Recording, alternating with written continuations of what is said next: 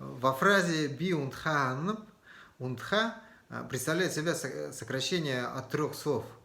Орынго унтха хырыгые. То есть я хочу спать в бурятской структуре выглядит как я хочу своего процесса сна. Процесс или дело будет хырык, процесс сна унтха хырык, а своего процесса сна орынго унтха хырыгые.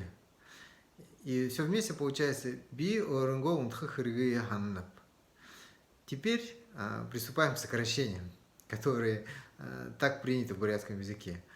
Мы уже знаем, что существительное, определяемым причастием, зачастую выпадает и при этом оставляет ему по наследству свое свойство существительного. Таким образом, хырыгы выпадает, и унтха приобретает свойство существительного.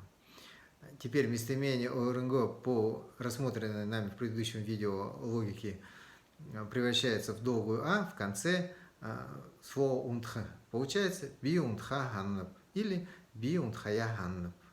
Осваивайте бурятский язык, как видите, он совсем не сложный и в нем все предельно логично. Дахим лазатра байте.